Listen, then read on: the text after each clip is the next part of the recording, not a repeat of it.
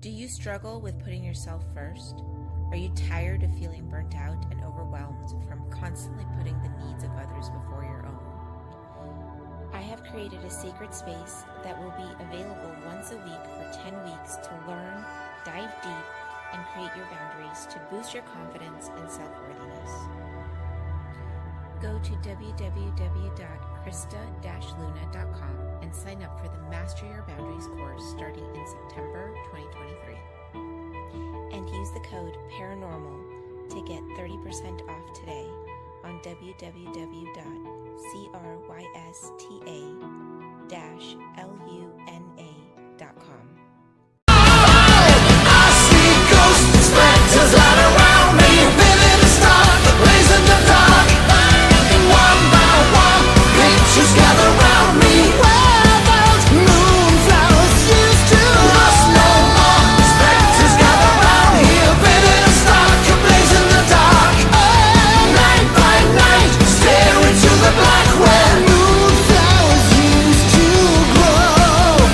Welcome to another episode of Paranormal, the New Normal. I'm your host, as always, Jeremy, trying to bring a little normalcy to this strange world we live in. Does that ever happen? Oh, hell no. And I say that ironically for a reason you'll find out later, my listeners. But it never happens, as you all know. I mean, sometimes we get a little normal if we talk to yogis or stuff like that, but today, I don't think we're going to get anywhere near normal, and I'm very proud of that fact today. But as always, I have a guest to help me try to do this. And my guest today is from the Southern Demonology Podcast, JJ Jackson. And I am pleased to have him here. JJ, how's it going? It's going very well. How are you doing today? It's been a fun day. I mean, yeah, my mom's guinea pig died, so I had to go freaking take care of that right after work, and now it's sitting in my garage in a shoebox waiting to be buried on Saturday. So fun. Oh my gosh. Yeah, she loved it. I loved it too at one point, but now it's just I don't know. I got dogs now, so I can't shed tears for a guinea pig. Honestly, I had to watch an 18-week-old puppy get put down, so I can't shed tears for a guinea pig. I own 2 dogs. Yeah, it kind of wrecks you when that happens. I couldn't imagine. Yeah, Harley. He was born with well, all my dogs are mastiffs, but he was born with misshaped kidneys apparently, and we got him when he was 8 weeks old, and we had him for 10 weeks. Oh my gosh.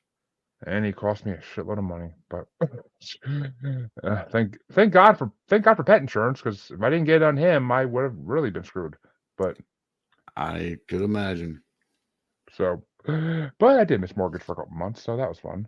But anyway, that's not what we're here to discuss tonight. But so I came across JJ. Well, doesn't really matter how I came across him, but he was one of these people, one of the people on this list I came across for guest, and I had to have him on. And it took me a while to get in contact with him, but once I did, I was happy he agreed to come on. But first question I ask everybody is, what got you into the paranormal?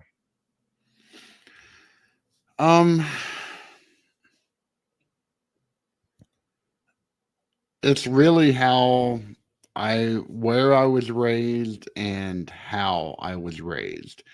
From as early as I can remember, I have been suffused with ghost stories. My family, in fact, I think that there's a popular TikTok creator who who's from Appalachia and would say that, it's all about hillbilly Gothic, and that the South is really steeped in death. And I think that's entirely true. In fact, most of our family stories, we ignore the mundane and we carry these ghost stories with us as almost like warnings of, if this happens, then you should do this. If this happens, you should do that. And I was a ghost storyteller all the way throughout school, loved it. And Then I happened to get into ancient languages and Ooh. began studying, um, the Second Temple Judaism, the pseudepigrapha, and all of the stories of the ancient Near East, and fell in love and realized that all of that dovetailed really perfectly with my first love of ghost stories. And yeah, that's where I am now. Ooh. And yeah, I mean, I agree. I mean, the South is a very tragic place with a lot of death over the last a few hundred years. I mean, and that's the sad part is it's only been a few hundred years since this country was founded, and it's Yep. just the South has had more death than any other part of it. I mean, maybe the West can come a little bit close, but I don't think it can come anywhere near close. But Well, I to be still seen. remember when I was 6 years old and our family all got together, and I come from a huge family, and we all went to the local graveyard to bury our headstones to mark our graves. And that left a very lasting impression. My grandmother would go off and mow the local cemeteries in which our relatives were buried, and I would go right along with her and help out. And yeah, so I've spent a lot of time in cemeteries, not for morbid reasons, just for functionary ones, I guess you could say. But all of that definitely left their mark. Wait a minute, in the South, is that a thing in the South that you have to go and actually mow the cemeteries that your family's in? So the way it's supposed to work is that the local church is responsible for lawn care. But a lot of because there's a church almost every 2 miles. I mean, I am literally from the belt buckle of the Bible Belt. And so we have churches everywhere, and half of them don't have enough membership in order to, they barely can pay the preacher, nevertheless, anything else. And a lot of these churches will fall behind on their lawn care services, and they just let the graveyards go wild as a result. And that's something my grandmother just could not abide by. I mean, where her father was buried, her grandfather was buried, and she wasn't going to let it see eat up with weeds. So she volunteered, and so it was her and my great uncle, my great aunts. We all went out there and we mowed and we weeded, and we did that every 2 weeks. Oh, geez. I mean, see, up here, I mean, most cemeteries up here are huge, and like the people who like, there's actually people who run the cemetery themselves, and it's their job to do all the upkeep. Yep, So, and that's the uh, way it should be. Like, but all of the cemeteries around where I'm at, they're tiny. Like, there are a few large ones, but out in the country, and I'm from a town of 113 people, every one of them is small and segregated from each other. So yeah, they're plentiful. yeah, I mean, the church I grew up in has a small cemetery attached to it, but I'm pretty sure there's hasn't been anybody buried there in my lifetime at least. I'm pretty sure all the graves there have been there since before I was born. So it's just, I mean, that the church takes care of that one, of course. But other than that, I mean, everybody in my family that's passed is buried in a big cemetery entry, not far from that church, but still, it's just a huge cemetery, and they for years I've been seeing them take care of it. It's the way it should be. I agree. I mean, it should be like a business almost, because that's what it is up here. Most of the time, it's a business. Then, Well, that's the way all churches are, really. I mean, they are businesses at the end of the day. So, I oh, mean, I meant this. I meant the cemetery itself as a business. Like you they cremate you there. You get and the money from that, and the money from the burials and everything else is how they afford to hire people to keep up with the groundkeeping. But oh, gotcha. Yeah, no, at least where the area that I'm at, like, I know exactly where I and my wife are going to be buried, and those plots don't cost a thing. You just call the church, you say, "Yep, this is where I'm going to be at. I need this extra spot for a loved one," and you're in the books. You're good to go. oh God, no, my grandparents had to pay a small fortune to get their grave plots before they died. So I mean, okay, I kind of can see the benefits of that too. I kind of can, but so let me ask you this. The second question I usually ask everybody in the show is, what experiences have you had in the supernatural with either ghosts, spirits, aliens, cryptids? Take your pick. I mean, anything in the supernatural world. I've had quite a few. Um, I did. So I grew up in a place that we considered haunted. Not to an earth-shattering degree. It was actually kind of a what they call a quote unquote benign spirit. We actually had a family name for it named Patrick. I grew up in a log cabin that was over 200 years old. Um, and it was a very simple floor plan, but it had an attic and then a kitchen, two bedrooms, a back room, and then a bathroom, and that was it. So no heating, no air conditioning, no nothing. And but the attic is where we knew this thing to be, and on days in which it was absolutely still, the attic door would swing open and closed by itself without any breezes. Uh, I had horrible dreams in that place. And we also grew up in a land that was surrounded by burial mounds. And I have seen solid white figures off in the distance in one of the more deadly areas of the woods. We call the colons, because you go back there, there's so many sinkholes, you will easily break a leg. And it's happened more than a few times. But yeah, I've seen ghostly figures off into the distance there, and that freaked me out. That was when I was a kid.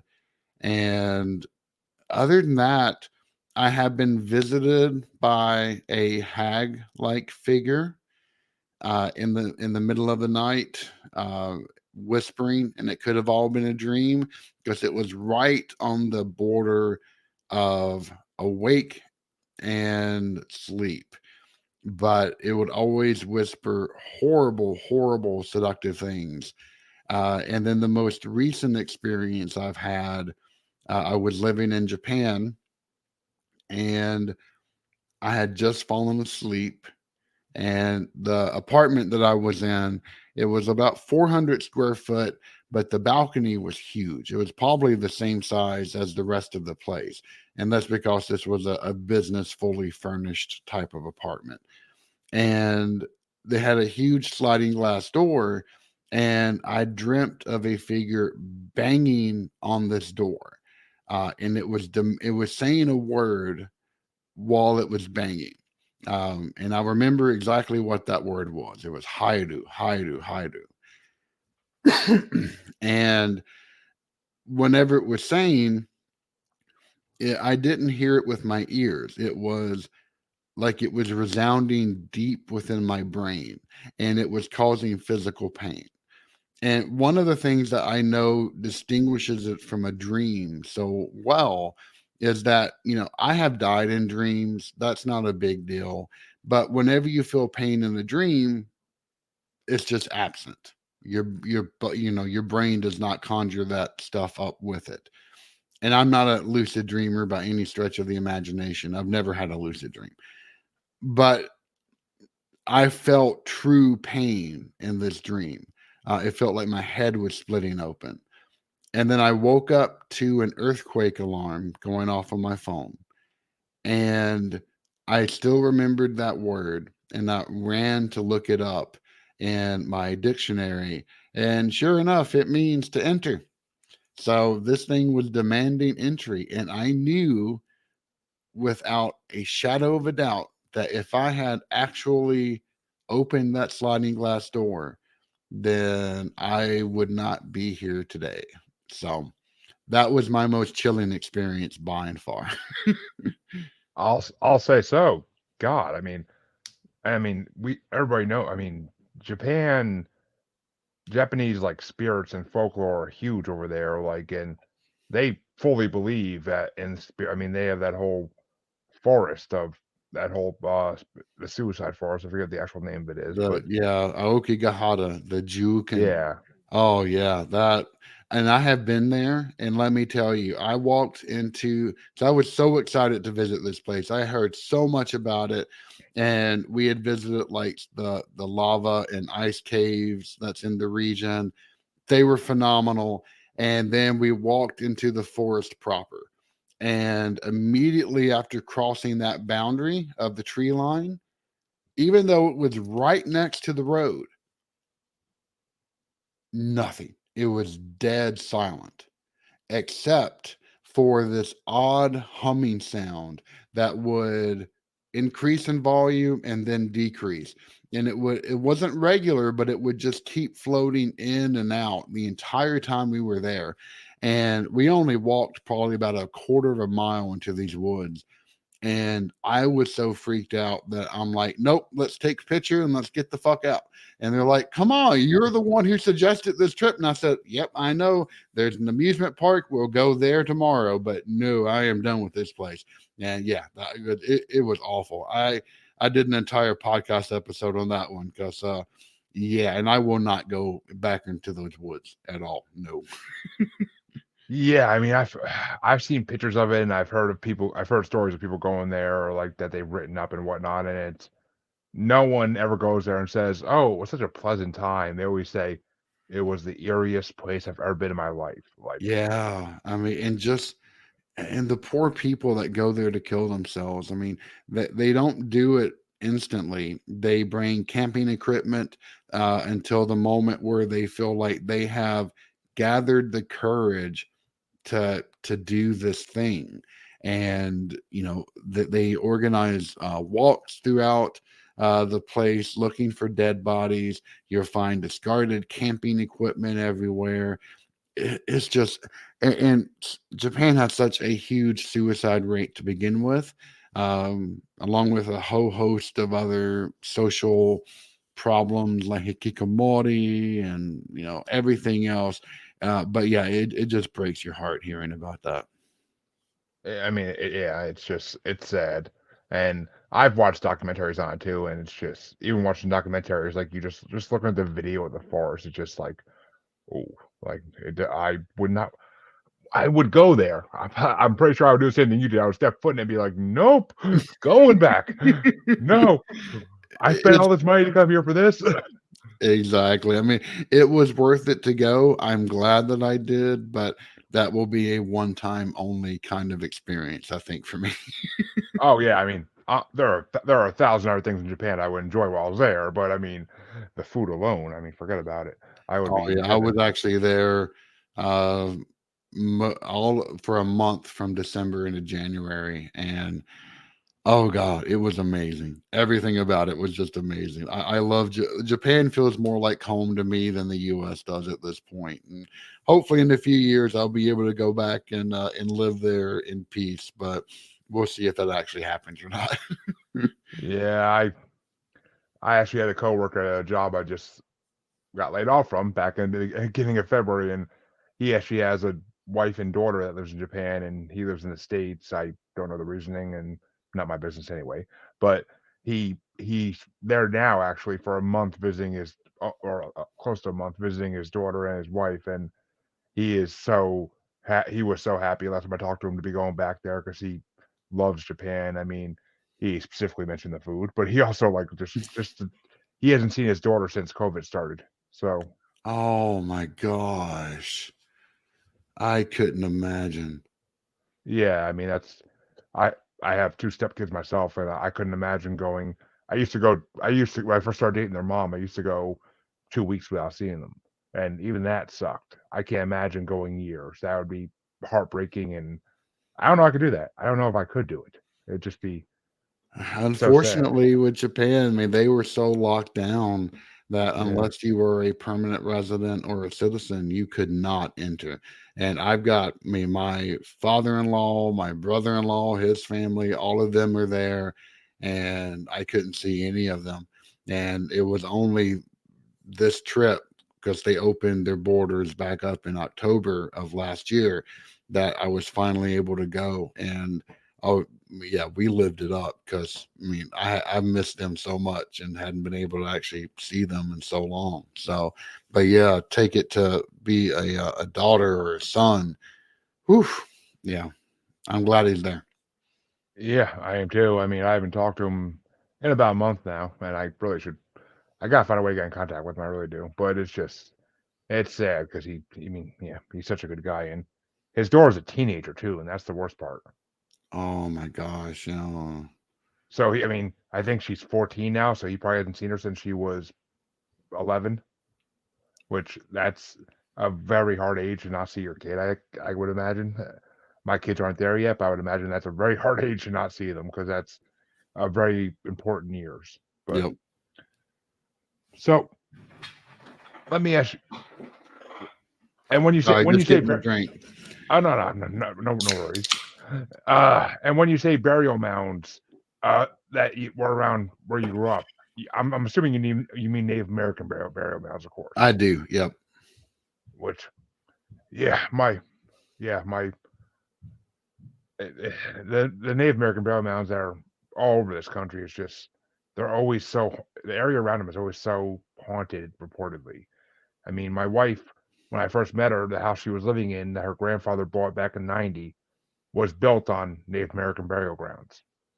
He didn't know it because he didn't build the house, and he didn't find out till a few years later because the people who built the house in '88 left within 2 years, and they didn't say why, but they found out why. They found out why pretty soon because that house is one of the and it's in the Bridgewater Triangle. That house is Oh one of the wow. that house is one of the creepiest houses I've ever freaking been in, and I used to be up to like 3, 4 in the morning there with her and her uncle and her stepdad, like playing cards, drinking, whatever. And you just get the creepiest feeling. I swear to God, I've looked out windows and I've seen like red eyes looking back at me. Like it's Oh, just the red eyes. Ooh, no, that imagery is more than enough for me right there. and I mean it's just like she would tell me stories all the time too about when she was a kid, like shadow people that she would see in the house where she stayed at her grandparents' house when they lived there, like shadow people. If she turned off her bed, I always asked her because like she never would turn off all the lights in her bedroom at night, and I thought it was for the kids. But I asked her like, why don't you turn off all the lights in your bedroom at night? Like the kids would get used to it. She's like, because if you do, you'll see this figure on the ceiling, and it looks like he has a hand outstretched, and there's 3 glowing orbs rotating in it. What the heck? I mean, I can only assume Native American shaman or witch doctor. Like that's the only thing I could think of. But That's a new one on me. I've never heard that type of description before. It could be. Yeah, I have no idea. well, actually, here's one for you. Since the name of your podcast is Southern Demonology, Mm, when she was a teenager and her grandmother died, she kind of went rebellious, and she always had crosses in her room because of what was in that house to begin with. mhm, But at that point, she turned all the crosses upside down because she was in a very bad place because her grandmother was her best friend. And mhm. all of a sudden, she started hearing all these voices over the next couple of days in her room calling her name. They just kept saying, like, Katie, Katie, like trying to get her attention. And eventually, she turned the crosses back right because that was too much for her. I mean, it's just, That's a good move. Yeah, I mean, the thing is that the great Malachi Martin, former Jesuit priest, advisor to multiple popes, one of the more prolific exorcists that the U.S. has ever seen. He had conducted, if you listen to his old interviews with Art Bell, they are amazing. And his book, Hostage to the Devil, is equally so. But, he had conducted he had actually profiled, he said, somewhere between 700 to 900 people. And there was never a rhyme or reason why people are targeted. In fact, even in the book, it's it's always up to some mysterious thing, but that's for true possession. However, the stage before that, obsession, can be triggered by any kind of door that you leave open. So if you Yeah. start messing with Ouija boards, that could be an easy way, or the Japanese version, Kakuri-san. If it could be as simple as inviting something in, and unfortunately, turning crosses upside down can very well be a doorway that you are opening. So to hear that she turned them around, I mean that's a good thing, because yeah, I mean you never want to go opening doors if you don't know how to properly close them. And I am an academic. I would say that right up front. I don't claim to be a modern demonologist by any stretch of the word. I know ancient languages, I know historical facts, and I've seen how those can cross apply up into the modern day. And I love studying those fragments of time that are buried even to where we can find them now, and how they shape and influence our views of the modern world. But yeah, those doorways, they will get you almost every single time. Yeah, I mean, it's funny. Ouija boards have come up a lot on my show lately. I don't know why. I mean, it's I think it wasn't. I think he's an author. I just had a guest on my show a couple weeks ago, and yeah, he's an author, and he. I was just editing his episode the other day actually, and he, when he was a kid, he was playing with his two sisters that lived down the street from him, Hmm. and they were playing with a Ouija board, and the girls asked the Ouija board when he was going to die, and according to the Ouija board, it was going to be 40, but when he hit 40, he didn't die necessarily, but he was in a tragic accident. So, I mean, I truly believe Ouija boards have some ability, but yet Hasbro sells them to children. But I mean, they do have some abilities.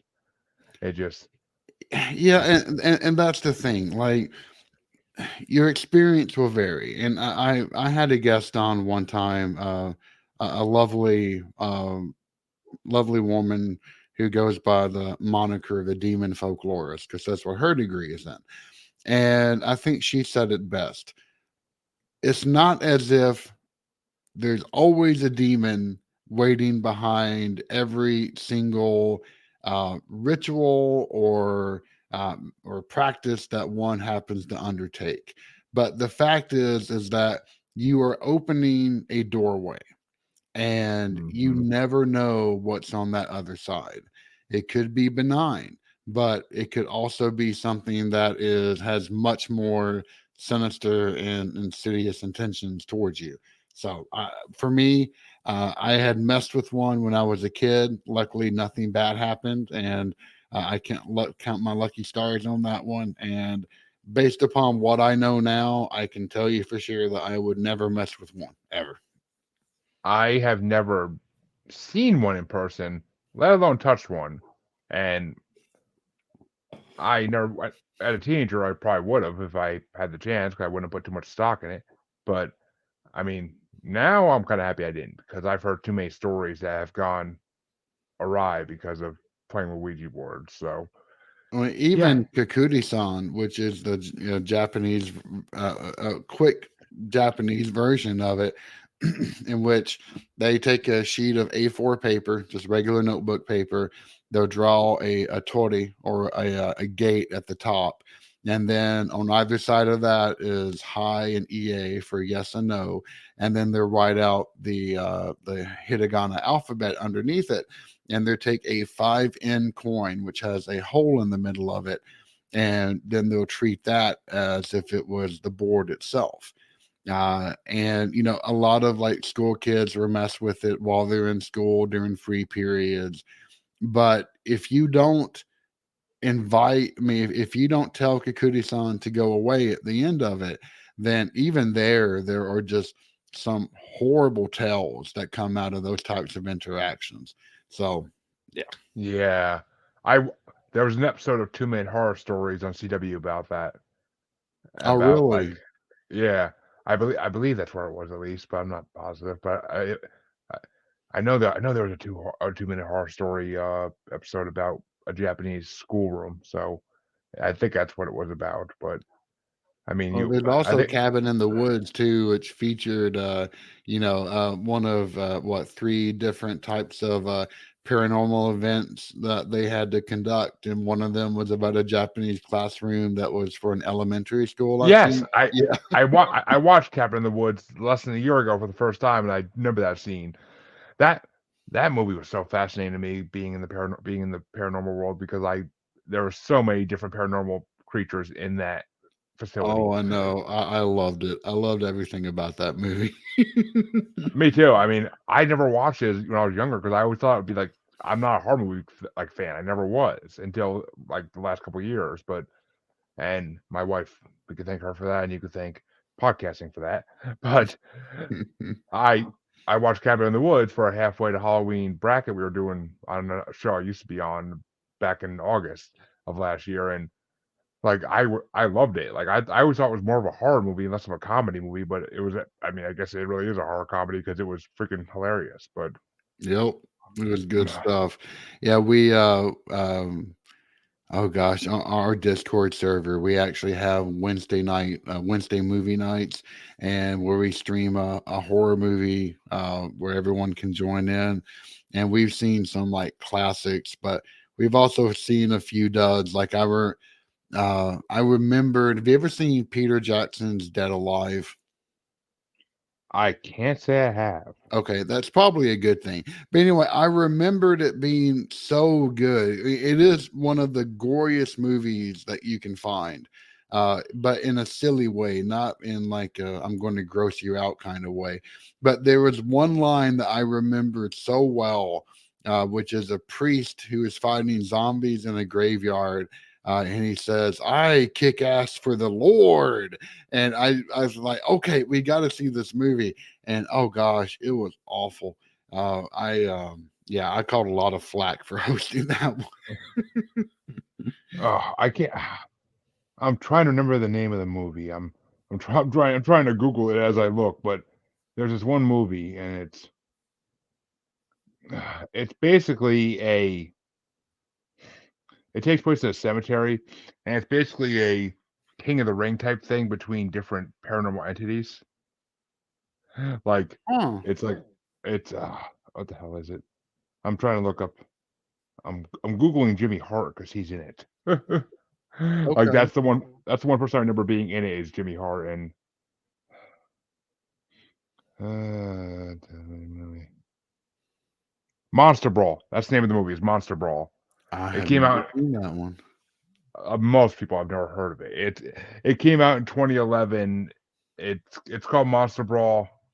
And what was I gonna say? I saw it on Netflix back in like probably around 2011. I saw me and my friend just put it on because we were both drinking and we're looking for he loved horror movies, so he was looking for something to watch. We were looking for something to watch, and he's like, "That looks funny. Let's watch that." And like it's like there's literally a character in it named Witch Bitch. I love it. I'll have to track that down and see that. That sounds pretty fun. It was. I mean, it's literally like a cemetery wrestling tournament between like different paranormal creatures, and like to determine like the ultimate winner.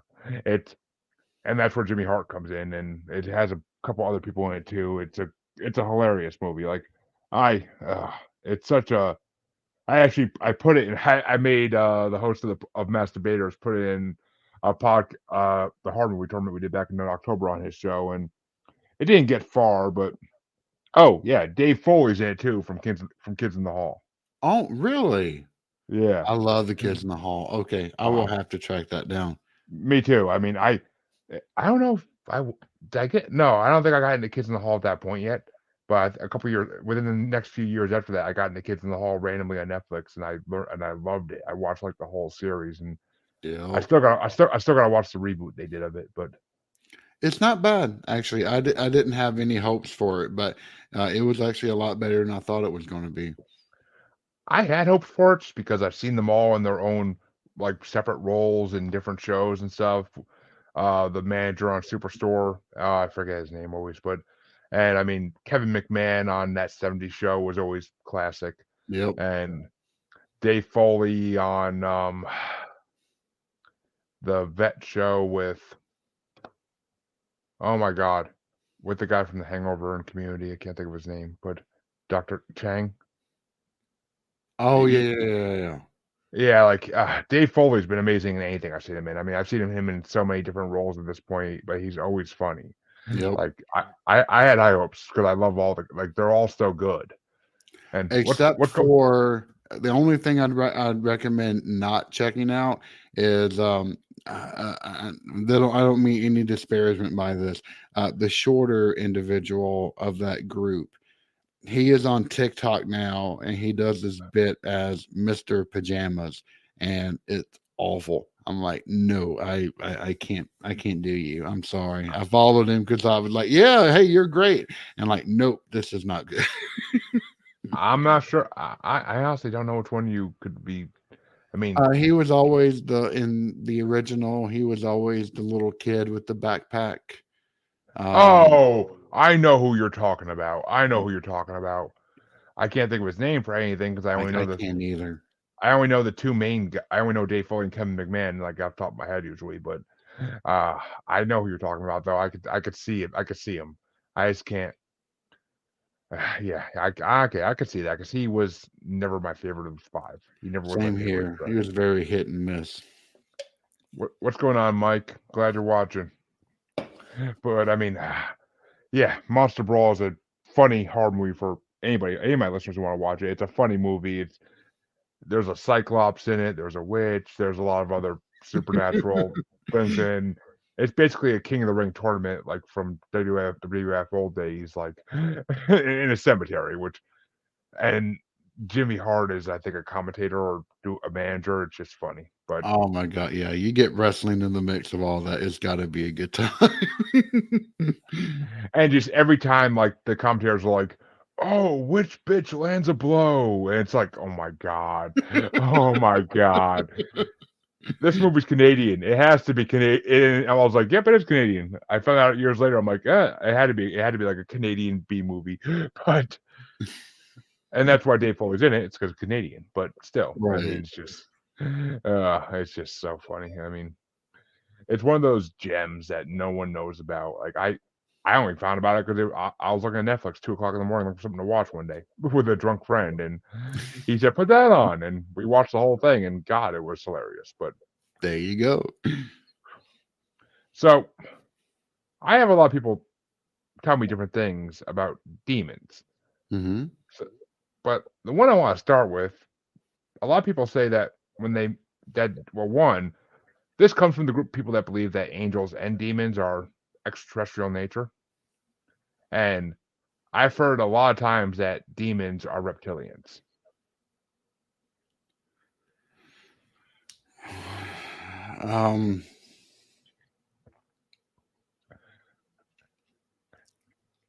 Ever since we scheduled this, I wanted to ask you about this. So I'm dying to hear what you say. That's a new one on me.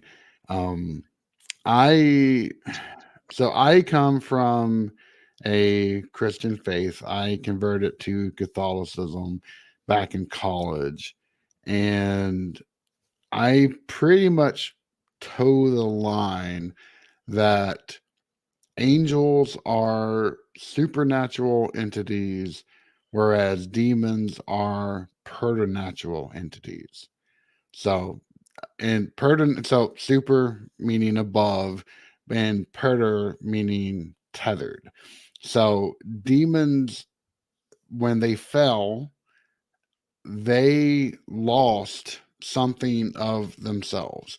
Now, I was actually listening to an exorcist talk on the nature, and I think what he said was really kind of intriguing. I'm not sure if I'm 100% on board with it, but I do like that direction, in that angels were built to commune with God. And when that was severed from them, they still have an urge to commune, but that has become putrid. And they thus, from either whatever resentment they hold against humanity, if you take Milton's view, then it's out of pure jealousy. But these stories of the quote unquote enemies of humanity have been going back ever since Zoroastrianism, which probably had the most advanced dualism of any religion that has ever existed. And is actually still around today, just in very small quantities. And it's probably the reason why Judaism developed a dualism when it had none to begin with. Um, but if, but yeah, um, I don't know about any kind of reptilian thing. I don't believe in any of these extraterrestrial things. I think that kind of cheapens what the concept of what a demon is. It is an entity that has no form, that has never been human, not once, but seeks to ruin souls. It seeks to completely um, putrefy and degrade humanity for some reason. And the thing is that we have very limited gazes into this realm. I certainly don't know everything. I'll be the first one to tell you that I don't know everything because there's no one who does. There are no experts when it comes to demons. You have exorcists that have probably the most interaction with them, but that's only to cast out or to purify a home because there's two different forms of exorcism.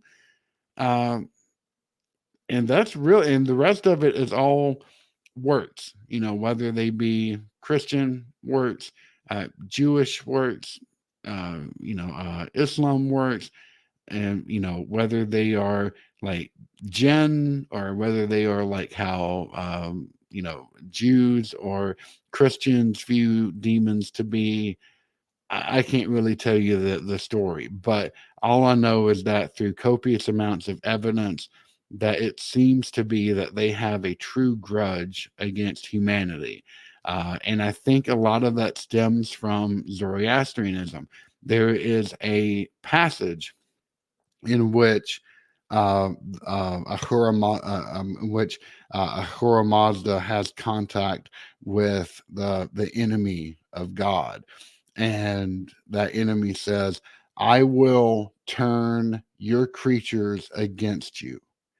And it is almost like I actually in a podcast episode quoted that entire stanza, and it sounds like it. I mean, if you divorced it from what its true meaning is, it sounds like it's the devil talking to God, and which is kind of a really strange thing and really shows kind of the close knit relationship of how Zoroastrian demonology has really influenced not just Judaism, but also Christianity into the modern day.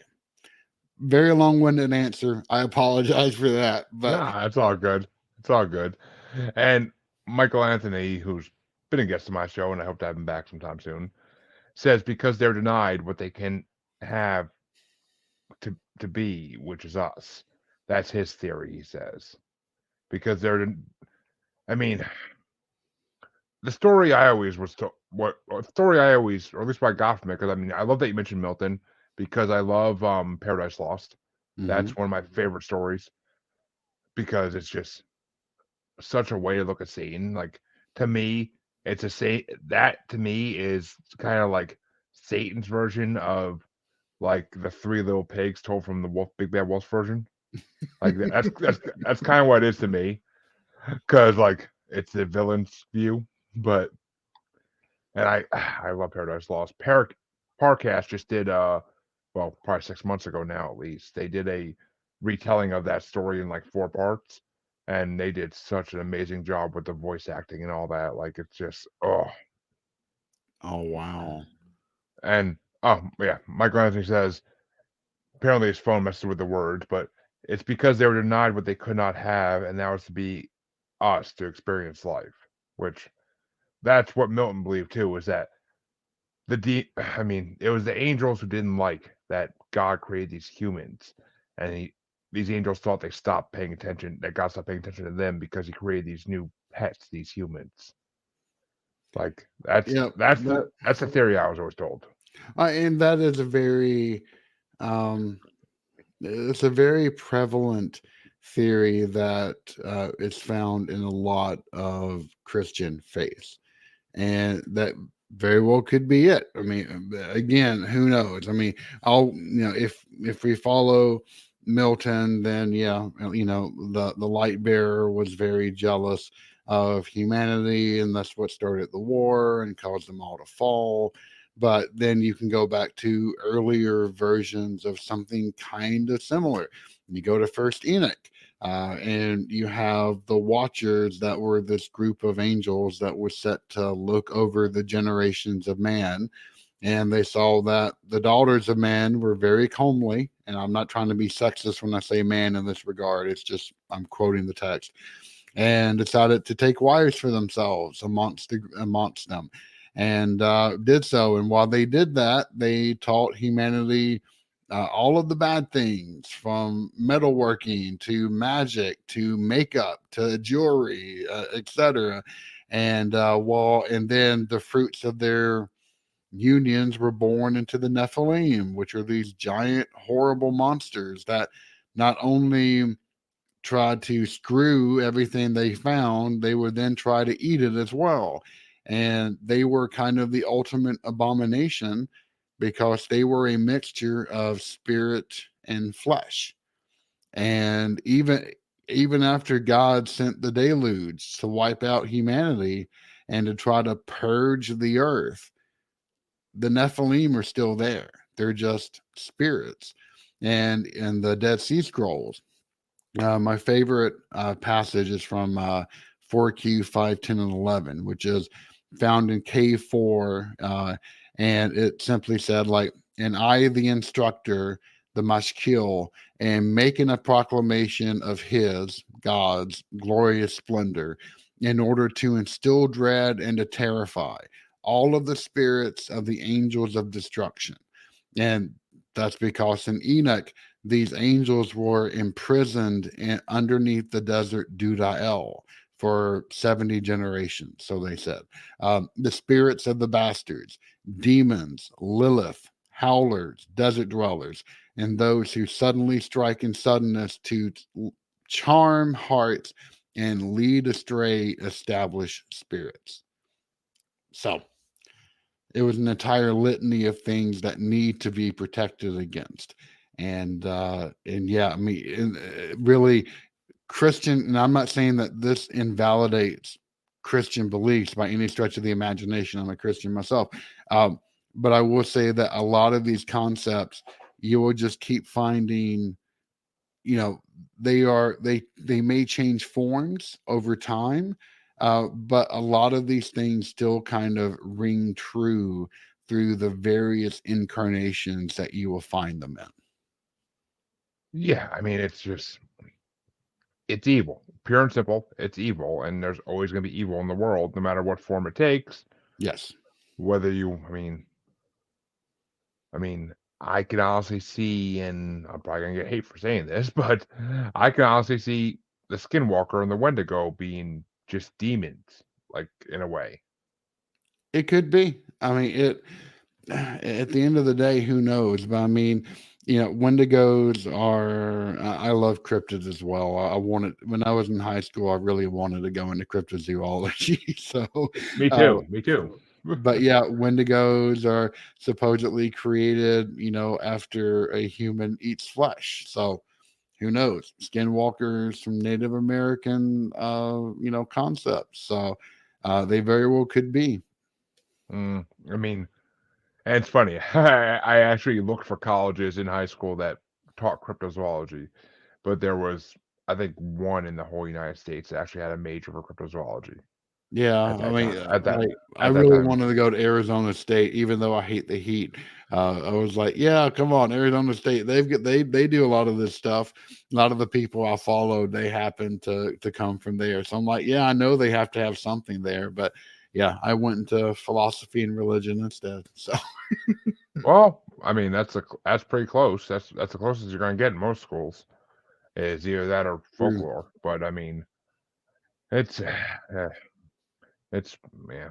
I mean, I to this day I still look every once in a while to see if there's any online schools offering degrees in cryptozoology, and there really isn't. Like there really just is not. And if there was, I would go get my bachelor's in it just for the hell of it. But why Heck not? yeah.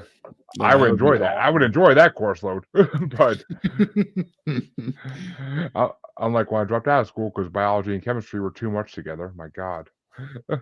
Like 20 lab reports a week. Forget about it. I couldn't keep up with it. But Yeah, no, I originally wanted to do philosophy and physics, and then I realized that my talent for math was not nearly qualified enough to go into physics, and I like, yep, religion sounds good to me. actually, okay. Michael asked this, and I like this question because it's something I talk about often on my show.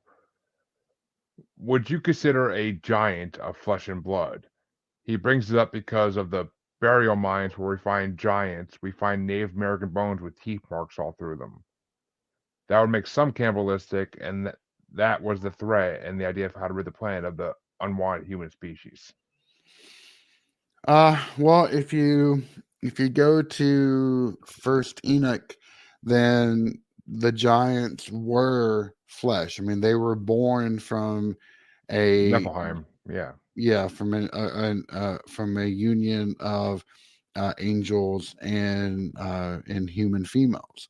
So it was just the problem was after the fact when they were slaughtered. And Enoch says they were all slaughtered because one of the archangels sent them into battle against one another.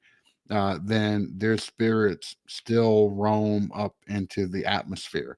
In fact, I'm pretty sure that logic of, well, even God couldn't take them away is one of the main reasons why you don't see First Enoch as a canonical book of the Bible, even though it was considered canonical in Second Temple Judaism times. You don't see it anymore. I was gonna say that's you keep saying Enoch, and that's one of like I believe it's I want to say 28 books that have been taken out of the Bible over time.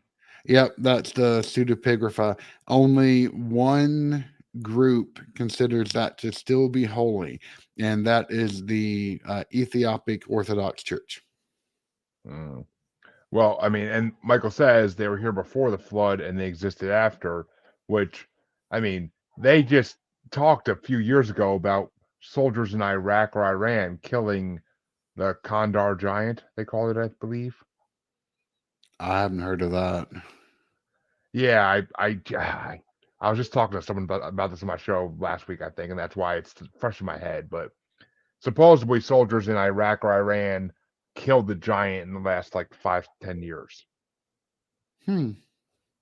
And I mean, I believe there was also a giant that was someone caught like a picture of on a mountain in Canada, which I mean, at least it had to be a giant based on the like the way the picture looked and the size of it. But it's also Kandahar giant. That's what it was. Michael had it. Kandahar giant. What's that name show? Kandahar giant. Gotcha. Yeah, I mean, I just find it strange that all these giant bones are found like in over the last 100 years, and then the government comes in and makes them disappear just as fast as they're found. Almost anything that does not fit into a scientific narrative is kind of easily squashed and shunned, not just by academia, but by a lot of different entities. I mean, even if we took a lot of the advances in science that have been made and honestly try to do a comprehensive study of the possibility of extraterrestrials, there's pretty famous ufologist who has made this exact case that even if you ever express an interest in studying aliens, then you are academically shunned. And I have been in that academic environment, and I can tell you for sure, like I skated right on that edge when I was there. And and of course there are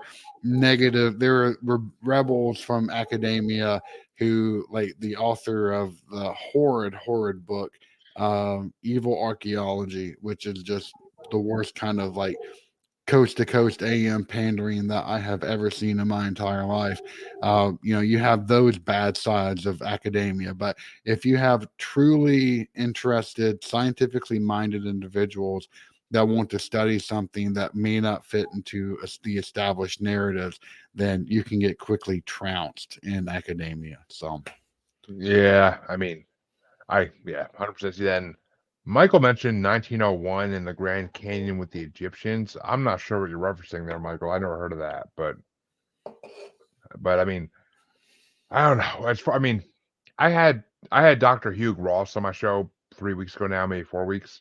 He's an astrophysicist, and he's his belief is that, and I was trying not to argue with him the whole show, but his belief is that anybody who's abducted by extraterrestrials, his words, it's because they open a door to the occult. Whether it be Ouija board or heavy metal or anything that opens the door to the occult. Yeah, I wouldn't have problems not arguing with him myself. I mean, I was like, do I need to go break out my Iron Maiden and Marilyn Manson CDs and see if I get abducted? Yeah, okay, yeah. I will leave it at that. I respect other people's opinions, but yeah. He's an astrophysicist who has looked into more UFO sightings and abductions than I've ever heard of. But that's his belief of why it happens. He believes that extraterrestrials are demons. But because he's along the line of a lot of other people I talk to who say that they're ultra terrestrials, that like aliens, extraterrestrials come from other dimensions. And that's why they're demons and angels, because they come from other dimensions, and that's why heaven and hell are other dimensions, according to a lot of people I've talked to over the last year or so. But well, I don't know if I believe that, but still. Just right off the top of my head, the images of grays don't match any existing iconic paintings, known to humanity. So I don't know. Just at first blush, I would have a lot of problems with that. But that's me. The theory I was always told from people who believe this type of idea is that reptilians were the demons because they look like demons, they're ugly looking, and Norse aliens are the angels. The extraterrestrials that look like they're Norse. They look like they're from Iceland, Finland, Sweden, that type of person. Okay. Norse ones have always been one of the big three for aliens. And that's why I've always been. And Greys, see, I've had so many different people tell me different things about Greys, but the one that sticks out in my head always is that Greys were a failed experiment by God. That's what a lot of people say. Yeah, see, this is why I stick to ancient Near Eastern history because I have no opinions on this stuff. I've always been fascinated by UFOs, UAPs, cryptids, everything else, but yeah, there's a lot of opinions floating around, especially if you listen to the Coast to Coast AM crazy bandwagon people. And I just stay away from that stuff. I'm like, I prefer to stick with, I still have a healthy dose of skepticism in everything that I look at.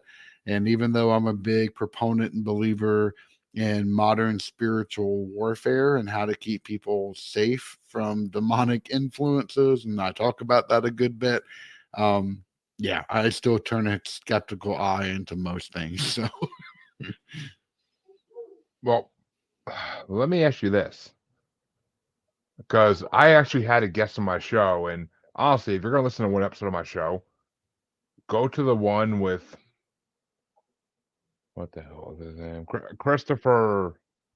He is a he's a filmmaker, but he also was in the army and a lot of other stuff. But Mhm. he, there we go. Christopher Susi. He's Okay. my fifth episode, or sixth episode, and it's called "You Mean the Devil Makes Three," because he believes he saw the devil twice in his life, and that he heard the devil another time.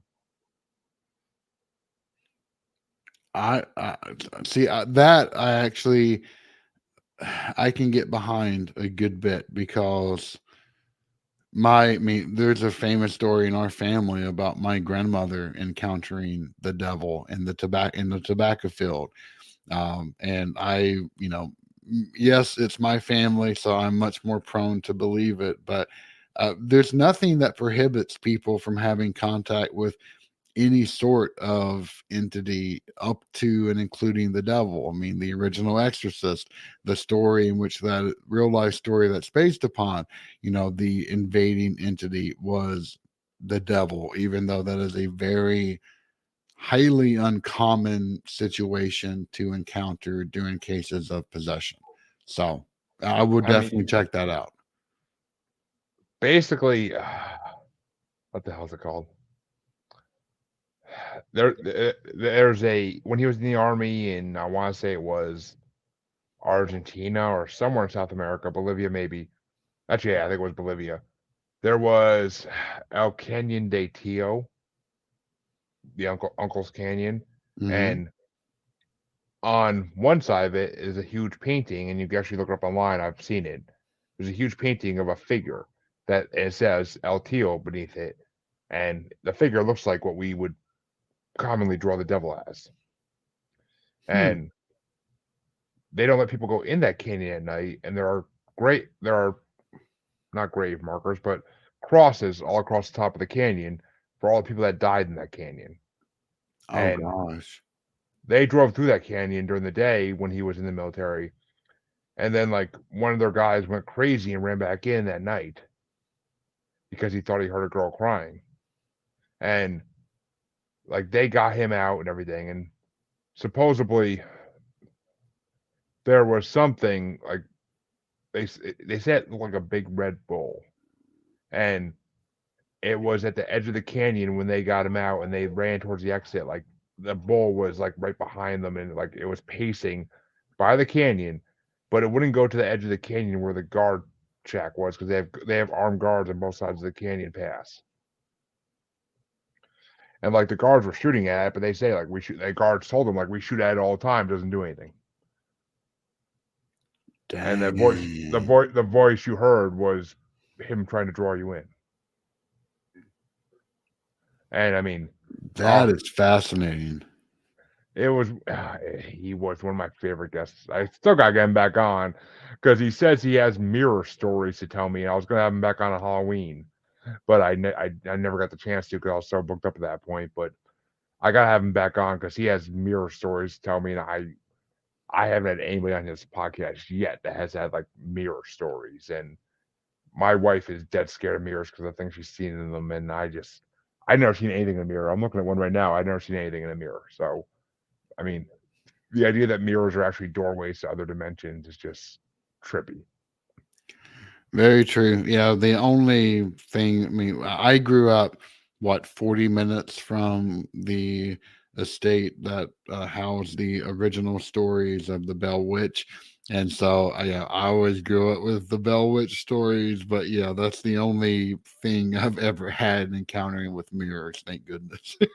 Oh, about yeah, I've had Mark Matsky from Small Town Monsters on my show, and we talked about like when they were filming the Bell Witch documentary they did.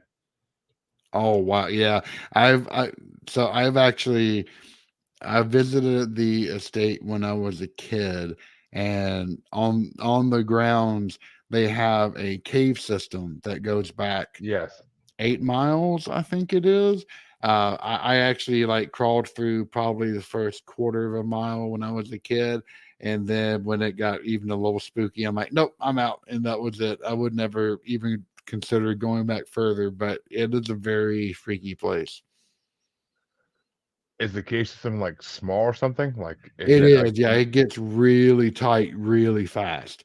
So we went into the entrance of it, and which is kind of still broad, like you have to duck down, but you can get into it. But no, it narrows down very quickly. all right, I was gonna say, because like I'm like I will go through all 8 miles of it. I don't if I could actually walk through it, I would, but I ain't trying to crawl through nothing where I'm gonna get stuck. I'm a big guy. No, I'm gonna get stuck. exactly. I couldn't do that if I wanted to. It's I mean, and yeah, you do have to like crawl, and there's some pretty, if memory serves, because this was a very long time ago. But if memory serves, there are some really tight spots in there. So ooh, I mean, yeah, I mean, I'll let you listen to the episode because he's a screenwriter and he's also an actor. So the way he tells the stories, one, you believe him 100%, and at least I did, and two, just like the way he moves, the way he does his voice when he tells the stories of what happened to him, are like it. This that was dang. I released that episode back in May of last year, and it still gives me chills talking about it. I will definitely be checking that out this weekend. And of course, I named it "You, Me, and the Devil Make Three" off of the Marilyn Manson song. But Yep. all right, Dr. Hugh Ross, I just talked about Marilyn Manson. Am I going to get abducted tonight? Please. I've been waiting to get abducted for years. Well, I mean, my wife actually believes she has been abducted since she was a kid. But Oh gosh. which I mean, yeah, because she used to. Her and her sister shared a room when they were kids, like 8 and 7, 9 and 8 years old, and like her sister would go looking for her in the middle of the night when she wouldn't be in her bed, and she'd be like, "I looked through the whole house for you. Where'd you go? You didn't come back to bed for hours." And she was like, "I don't know. I didn't realize I was out of bed even." I And like couldn't imagine. I literally bought her a camera for her bedroom, like when I first started dating her, to keep Mhm. an eye on the kids, and when she was out of the room and whatnot. And the one night, like she took, like the video freaking deleted because I was too cheap to pay for the subscription service. But like literally one night, it caught something outside her window on the second floor, which there's no way to get up to that second floor roof because you'd have to have a ladder, or you'd have to, which would make noise, or you'd have to like literally be able to fly. Mhm. And there's something big, shadowy, black, and hulking. You could see it like walking toward, like kind of like going towards the window, and then as soon as it gets close to the window, the camera went staticky, and she woke up the next morning, once again feeling like she didn't sleep at all.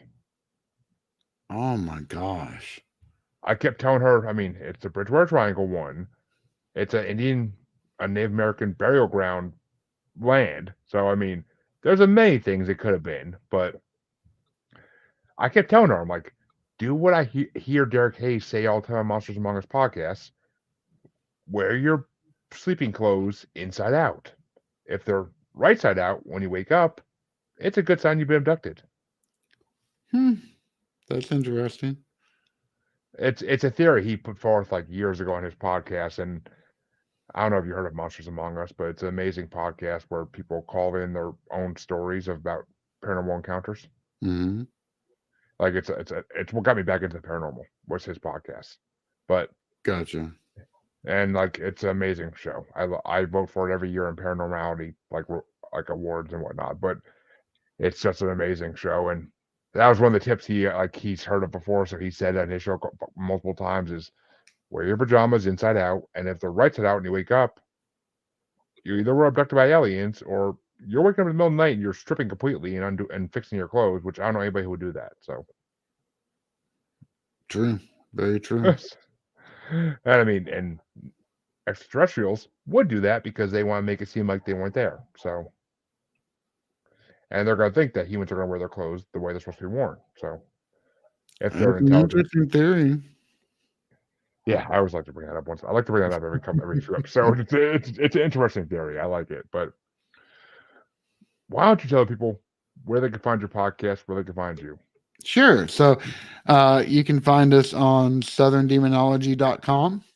It has links to every podcasting platform that we are on, in addition to all of our social media links. But yeah, I'm on Discord. We have about 100 and almost 140 people now.